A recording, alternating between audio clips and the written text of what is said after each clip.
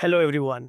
So we are back with one of our podcasts with the candidate running in Erin Mills area from Conservative Party, very good known friend, Milad. Thanks, Milad, for giving your time. Thank you, Ashish, and thank you for your coming to my office today. I'm so happy to meet with you. Thank you. Just as a disclaimer, as we have told to all of you before, that as Voice of Mississauga, we are non-partisan. So we are just reaching out to the candidates to share their views on why the residents of Mississauga should vote for them. We do ask them general questions and some questions that should be important for the Mississauga residents to know. And it is about the candidates to give their views on that. And it's all on all of you to go ahead, identify who is the right candidate or not. But the most important thing, you should go out and vote for the candidates. That's the first thing we always want to. So, Milad, just to start with, just can you introduce yourself and explain why you decided to run for the Mississauga riding, and what specific local issues do you think you are representing? Okay, first of all, I'm Milad Mikael. I'm the Conservative candidate for Mississauga Erin Mills. I live in this riding. I already lived here for the last 15 years. And also, I was a candidate in 2019 on another riding in Mississauga. So this time, I'm representing my riding. I'm representing my neighbors, my friends, and that's why I'm running. And also my backgrounds. I already have a small business. I worked for immigration for many years as an immigration consultant. And before that, I worked for infrastructure overseas for many years. All these things together, beside my study for business administration, for immigration, and involving with our Conservative Party for the last 11 years or 12 years, makes me find myself wants to help our people and wants to represent and be their voice on Ottawa. Thank you. Simply, I am a family man as well. I already have my family. We have small business, family small business. My wife is a pharmacist and my son is a pharmacist. Nice to And know we that. are working that, yeah. Great, my Milad. Milad, we all have been following the trends, how it has been happening over the federal elections over the months. And conservatives were having a riding few months back, maybe somewhere around December, Jan. And then suddenly the exit polls are showing some other data over the last couple of months. So, what do you think? Is it right? Or what is your take on this? How come the waves are showing in a different way? You know, I want to tell you something. For the last 10 years, I see we are getting back 100 years. So, and people need a change. And that's what we are aiming to have. Not as a conservative, I mean, everyone in the country wants to change. We have many bad things happened for the last 10 years and they want to make this change. Some people think, okay, we can give this new leader a chance, I mean Carney, but afterwards they discovered he is the same like Justin Trudeau, and now the polls coming down again. So that's what happened for people believe they're liberal. But the majority of people think that we need a real change, and that will never happen without getting the Conservative Party to be the government. So that's my point of view. But how do you take overall? What is your sentiments? Because we are seeing that there has been a good surge in the advanced polls. So, is it something you are looking at as a positive sign that there has been a lot of people who have come out for advanced polling? As a conservative candidate, how do you look into it? Yeah, that it's the same as I said previously now. It's people wants change. People went to vote because they need a change. A change in everything. A change to get Canada back. A change to get our life better, and we deserve that better life. Change for the economy, for the crime rates, for the housing, for every aspect of our life. That's what happening, and that's why people went to vote with this big number.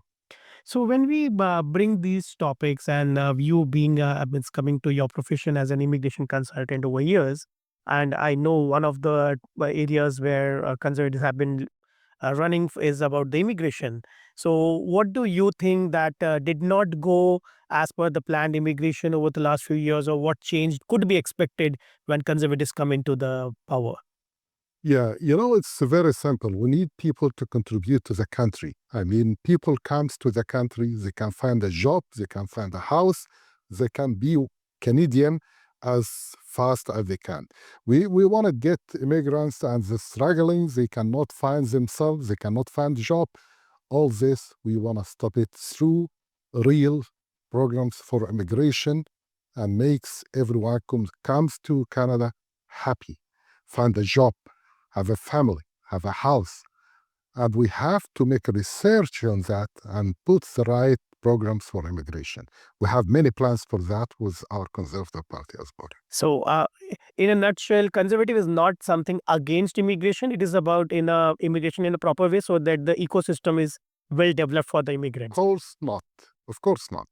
I'm working in immigration for the last 10 years at least. And also, I'm telling you, we are with immigration. Okay, so it's CPC has focused on X the tax and fiscal restraint. How would you ensure that Mississauga still gets needed investments in services? yeah, I want to tell you something. City of Mississauga built on small businesses and taxes killing businesses. Taxes, killing job opportunities. When we have less business, we have less jobs, and then add that result to raise a crime as well. So one of the things to stop the crime is to ask the tax indirectly, and then we can create more small businesses, and that gets more jobs, and get the result is less crimes. So this one of the aspects, but the other aspect of stopping the crime is the penalties. We are not here to talk about anything important than our safety. Our safety is number one for our homes, for our kids, for our communities. And this, it's not an option to think too much about. Absolutely. Now, there's a significant concern when it comes to Mississauga is ranked among one of the most expensive cities for the housing in Canada, Yeah. right? With average rents for one bedroom housing exceeding 2,200 plus, right? So, with more affordable than GTA, it still presents a challenge. So, what are your thoughts and how would you tackle this issue when it comes to the rising cost of the housing? Yeah, as today we had a conference press with and he spoke about that in more details. And he already has a plan to build 2.3 million houses. And he started talking about why is the houses. And I agree with him because Mississauga is a clear model of that. The house is very expensive and 30% or more coming from the taxes, the landlord tax, the permit taxes, and property taxes, all kinds of taxes coming, and it makes big hassles, and it's the reason of the high price of the houses. And also we have lack of streets. I mean, people work some carpenter, an electrician, plumbing, all this. We have a plan to get our kids in the schools for a training and let them start working to reach the economy with these jobs, which is missing. Yeah.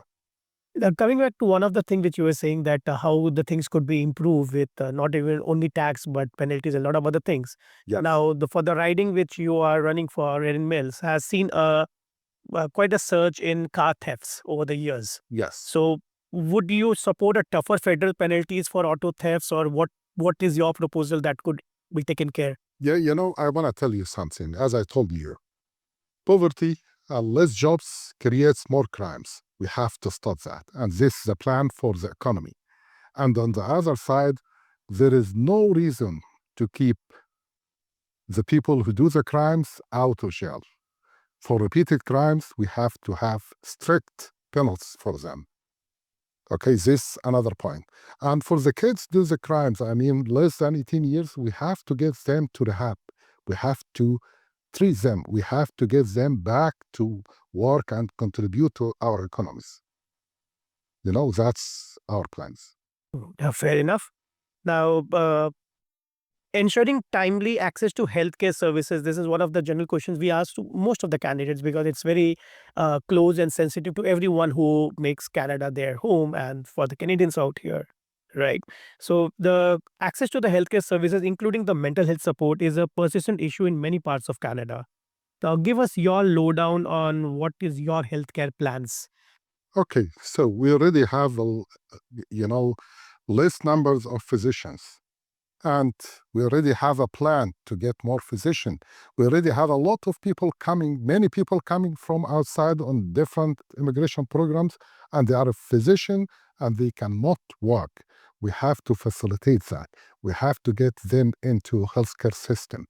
And healthcare system is built by a good economy. I mean, when we have good economy, we can build more hospitals, we can take more about healthcare or other mental health care and everything. It needs money. And we need to fund on that. We have to get better economy. We have to get the minerals and the oil and gas and sell them to other countries. And we have to stop giving 500,000 barrels from outside of the country. That makes us strong and rich, and we deserve that. We can spend in hospitals. We can spend on our kids, on their education, on our lives. We can get money to every Canadian citizen. Uh, One of the key concerns as Voice of Mississauga, wherever we have reached out, or the conceptual, the beginning of Voice of Mississauga was about the voters' apathy. That there's generally voters are not very keen in coming out, or the residents are not very keen in coming out for the voting. So, why do you think that apathy exists, and what could be done to maybe incentivize them or promote so that people come out and vote more for the change or for consistency so that the candidates and the government becomes more accountable? Yeah, I want to tell you something. Mississauga is a full of different diversities. And we know that. Yep. Everyone has his own reason. But I don't see that happen this time. I see this time everyone wants to vote. Everyone wants to change. Everyone feels that it's a responsibility to make this change on him and his family. That's what I found this nowadays. So you are very hopeful that we'll have a better turnout this time? Yes, I'm very optimistic in that. And we see that every day. Very nice. So, because I am from this riding, I'm particularly interested in the issues of this particular riding. Have you identified the core issues here, and how do you think you're going to solve them? Yes, the first of the things we want to discuss for Mississauga Erin Mills, the small business, because our city is built on small businesses. And when we cut the taxes, when we remove or make 18 months for capital gain taxes, that's encourage people to build and to keep more small business in Mississauga. Absolutely. Yeah. And the second thing is the crime rate. It's getting higher and higher every day. And we have to stop that. We have to keep our community in Mississauga more safe, more calm as it used before. Absolutely. That is my second thing. My third thing is we already have many diversities, and we have to.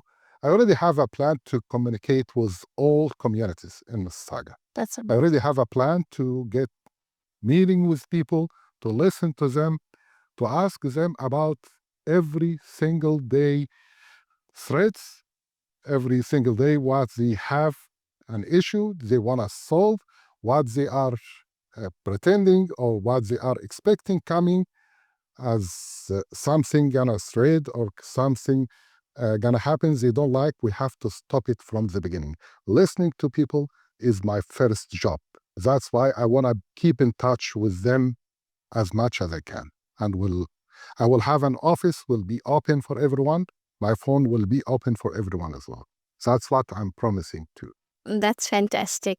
Yeah. The only second question is addressing the elephant in the room. We can't talk about anything else if we are not talking about the tariffs. Yes. So, what are the plans? How do we how are we planning to kind of deal with the tariffs and the consequences of the tariffs? Okay, so let's have the question from the beginning. What is the reason for this tariff? Why it comes today? Why we don't have a plan previously to face these things? We are waiting until it's happened and talk about it. We have to expect and we have to understand and we have to have alternative plans. Always we have to have plan B. So now I think it starts with good relation with other countries and make new agreements, especially federal and country trade agreements to sell our products, to build the pipelines and sell our oil and gas. That is our plans to face that on long run. And in short run, we have another plans to build a good relation with the United States, built on respect and built on benefit to the two countries. That's what we are aiming to have. Thank you so much. What's that one thing you want voters to know that they already don't know? The voters, I want to tell them, go to vote. This time is different than any other previous election. This time is just drawing the lines, the headlines of our country, of our life, of our kids. This is your responsibilities. Please go and vote. Please go and choose the right to do. There is no way to hide yourself and say, okay, everything gonna change. No, everything gonna change by your vote. Your voice is the most important. That's my message to everyone. And on that note, voice is the most important. Voice of Mississauga. What a voter. Thank you. Thank you so much. Thank you, Ashish.